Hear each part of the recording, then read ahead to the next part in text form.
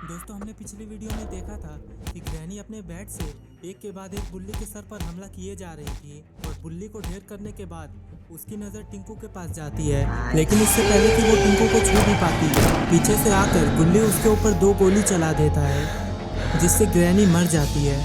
ऐसा गुल्ली और शॉन को लगता है, क्योंकि जब बुल्ली को ढूंढने के लिए ये तीनों ऊपर जाते हैं तभी वहाँ पर फिर ग्रैनी आने लगती है। चलिए दोस्तों, अब आगे की स्टोरी देखते हैं।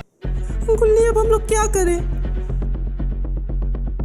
गुल्ली, ग्रैनी वापस से हम लोगों की तरफ आ रही है। अब हम लोग क्या करें? गोली के लगने की वजह से मुझे नहीं लगता है कि ग्रैनी अब हम तीनों में से किसी को भी छोड़ने वाली है।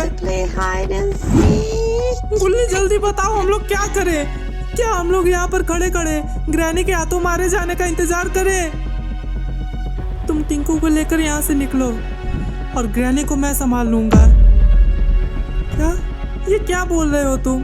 तुमने देखा नहीं था ग्रैनी ने बुल्ली को कितनी बेरहमी से मारा था? और क्योंकि अब ग्रैनी को गोली लग चुकी है तो अब की बार तो वो तुम्हारी जान ले लेगी। क्या हमारे पास इसके अलावा और कोई रास्ता है? अगर तुम टिंकू को लेकर यहाँ से नहीं निकलोगे तो हम तीनों के तीनों मारे जाएंगे। तुमने बिल्कुल सही कहा था। अब इस ग्रैनी से हमें बाबा ही बचा सकते हैं। तो शॉन, टिंकू को लेकर जल्दी से यहाँ से निकलो और जितनी जल्दी हो सके बाबा को लेकर यहाँ पर आओ। वैसे भी टिंकू की जिम्मेदारी हमारे ऊपर है, तो हमें किसी भी कीमत पर टिंकू को सुरक्षित रखना होगा। अब शॉन, तुम जाओ यहाँ से, ज़्यादा देर मत करो वरना ग्रैनी हम तीनों को मार डालेगी। जाओ शॉन। ठीक है, अपना ख्याल रखना गुल्ली। मुझे अच्छे से पता है मैं इस बुढ़िया से नहीं लड़ पाऊंगा, लेकिन बुल्ली, इसने तुम्हारे ऊपर बहुत वार किया और फिर भी तुम्हें बचाने के बजाय हम लोग वहाँ से भाग आए। मुझे पता है तुम्हें कितना दर्द हुआ होगा, तो या तो अब मैं इस ग्रैनी को मारूंगा या खुद वही दर्द महसूस करूंगा जिस दर्द से तुम गुजरे थे। हो सकता है ये मेरा आखिरी समय हो। बुल्ली, अगर तुम यहाँ से जिंदा बचकर निकल गए तो मुझे माफ कर देना। ग्रैनी के एक वार से ही गुल्ली चारों खाने चित्त हो जाता है और अब लग रहा है कि दोनों गोलियों का हिसाब ग्रैनी अब गुल्ली से अच्छे से लेने वाली है। का हो, बूढ़ा देख के हमें कमजोर समझा था हुआ? ऐसा भूल ना ही करिया। तार खोपड़ी तक के अपने ही हाथन से तोड़े भर का दम रखी ला। देखला नहीं है तार भाई का हालत कहीं नहीं है हम, और तू चल रहा हमें मारे। अब तोहरो हुए हाल हुई जौन की तोहार भाई का बहन है, लेकिन तोहार भाई तो जिंदा बच गई ना, पर तू जिंदा नहीं बचबा। दोनों आखिरी ख्वाहिश होके अपने मनवे में सोच के रखा, काहे कि हम पूरा करे वाला तो ना है। बुढ़ापे में इतना बोलना तुम्हारे शरीर के लिए हानिकारक हो सकता है। बात समझ में आई ग्रैनी? चाचा जी, आप यहाँ? इसका मतलब कि आप जिंदा हैं? अरे बेटा, तुमने मेरे मरने की उम्मीद रख ली।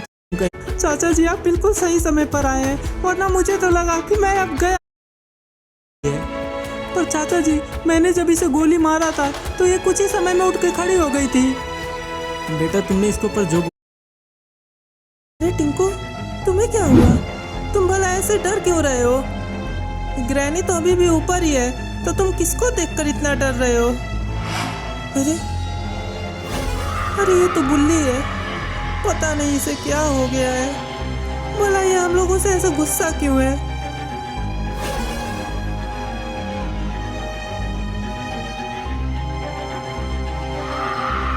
क्या बाहर जाने का दरवाजा बंद कर दिया?